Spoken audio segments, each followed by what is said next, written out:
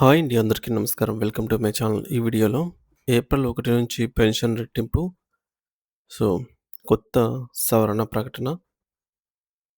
దీనికి సంబంధించిన పూర్తి వివరాలు ఈ వీడియోలో తెలుసుకుందాము. వీడియో అయితే ఎక్కడ గాని స్కిప్ చేయకుండా ఎండ్ వరకు చూసేయండి. అప్పుడు ఇన్ఫర్మేషన్ పూర్తిగా అర్థమవుతుంది. అలాగే వీడియో చూస్తున్న ప్రతి ఒక్కరు లైక్ చేయండి ఫ్రెండ్స్. ఈ వీడియోని తోటి పెన్షన్ మిత్రులతో అయితే షేర్ చేయండి. కొత్తగా మన ఛానల్ చూస్తున్న వారు సబ్స్క్రైబ్ చేసుకోండి. సబ్స్క్రైబ్ చేసుకోవడం వల్ల నేను చేసే వీడియోస్ అన్నీ మీ వరకు రీచ్ అవుతాయి. ఇక ఆలస్యం చేయకుండా వివరాలకైతే వెళ్ళిపోదాం. దేశవ్యాప్తంగా ఉన్న కోట్లాది మంది పెన్షనర్ల జీవితాల్లో కొత్త వెలుగులు నింపేలాగా ఒక అద్భుతమైన మరియు అత్యంత కీలకమైన శుభవార్తను మన ముందుకైతే వచ్చింది. ఈ వార్త కేవలం ఒక సాధారణ సమాచారం మాత్రమే కాదు, దశాబ్దాలుగా చాలని పెన్షన్లతో ఆర్థిక ఇబ్బందులు పడుతున్నటువంటి వృద్ధులకు లభించిన ఒక గొప్ప ఊరటగా మనం చెప్పుకోవచ్చు. వచ్చే ఏడాది అనగా 2026 ఏప్రిల్ 1వ తేదీ నుంచి పెన్షనర్లకు అందే కనీస పెన్షన్ మొత్తం భారీగా పెరగబోతోందని, దాదాపు ఇది రెట్టింపయ్యే అవకాశం ఉందని సంకేతాలైతే అందుతున్నాయి. దీనికి సంబంధించి కేంద్ర ప్రభుత్వంలోని ఉన్నతాధికారులు మరియు సంబంధిత శాఖ మంత్రి గారు అధికారికంగా ఒక కీలక ప్రకటనను విడుదల చేయడం జరిగింది. ప్రభుత్వం ఈ విషయంలో అత్యంత సానుకూలంగా స్పందిస్తూ పెన్షనర్ల సుదీర్ఘకాలపు విజ్ఞప్తులను మరియు వారి అనుభవాలను పరిగణలోకి తీసుకున్నట్లు స్పష్టంగా వెల్లడించారు. గత కొంతకాలంగా ఈపీఎస్ 95 పథకం కింద అందుతున్న కనీస పెన్షన్ మొత్తం చాలా తక్కువగా ఉందని, దానిని కనీసం పెంచాలనైతే కోరుతూ దేశంలోని వివిధ రాష్ట్రాల కార్మిక సంఘాలు మరియు పెన్షనర్ల జేఏసీలు పెద్ద ఎత్తున ఆందోళనలు చేస్తున్నటువంటి సంగతి తెలిసిందే. ఈ ఆందోళనల తీవ్రతను మరియు పెన్షనర్ల వాస్తవ ఆర్థిక పరిస్థితులను క్షేత్రస్థాయిలో గుర్తించిన కేంద్ర ప్రభుత్వం వారి డిమాండ్లకు సూత్రప్రాయంగా అంగీకారం తెలిపినట్లు తాజా సమాచారం ద్వారా తెలుస్తోంది.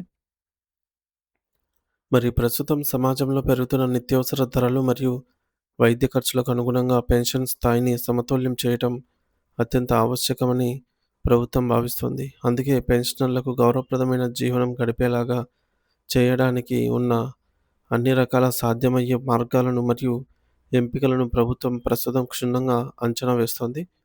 ఈ పెన్షన్ పెంపునకు సంబంధించిన పూర్తి స్థాయి నివేదికను మరియు విధి విధానాలతో కూడినటువంటి ప్రతిపాదనలను అతి త్వరలోనే కేంద్ర మంత్రివర్గం ముందుకు చర్చకు తీసుకురానున్నట్లుగా మంత్రి గారైతే స్పష్టం చేశారు. కేంద్ర మంత్రివర్గం ఈ ప్రతిపాదనను ఆమోదించిన వెంటనే దీనికి సంబంధించిన తుది గెజెట్ నోటిఫికేషన్ విడుదల కానుంది. ఇది పెన్షనర్ల సుదీర్ఘ నిరీక్షణకు ఒక ముగింపు పలుకుతుంది. ముఖ్యంగా ఈపీఎస్ 95 పథకం అనేది తక్కువ వేతనాలు పొంది పదవీ విరమణ చేసిన కార్మికులకు మరియు ఉద్యోగులకు ఒక ప్రధాన జీవనాధారం లాంటిది. ఈ పథకంలో ప్రభుత్వం చేపట్టబోయే విప్లవాత్మకమైన సంస్కరణలు తక్కువ ఆదాయం ఉన్న కుటుంబాలకు మెరుగైన ఆర్థిక సహాయాన్ని అందిస్తూ వారి వృద్ధాప్యంలో ఒక భరోసానైతే కల్పిస్తాయని ప్రభుత్వం నమ్ముతోంది. ముఖ్యంగా మనకు 2026 సంవత్సరం నాటికి పెన్షన్లలో భారీ మార్పులు రాబోతున్నాయి.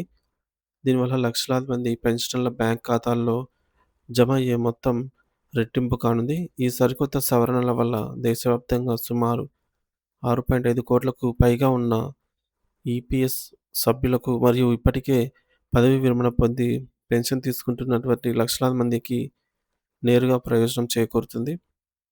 ఇది భారత ప్రభుత్వం సామాజిక భద్రతా పథకాల్లోనే ఒక చారిత్రాత్మకమైన మరియు అతిపెద్ద మార్పుగా అయితే నిలిచిపోనుంది అనడంలో ఎటువంటి సందేహం లేదు. తక్కువ పెన్షన్ వస్తుండటంతో కనీసం మందులు కొనుక్కోవడానికి కూడా ఇబ్బందులు పడుతున్నటువంటి ఎంతోమంది వృద్ధులకు ఈ నిర్ణయం ఒక కొండంత అండగా నిలుస్తుంది.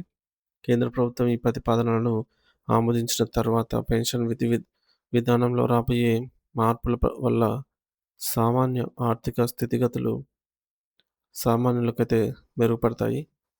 కార్మిక సంఘాల పోరాటం మరియు పెన్షనర్ల ఐక్యత చివరి వరకు ప్రభుత్వ నిర్ణయంతో ప్రతిబింబించడం ఒక శుభపరిణామం.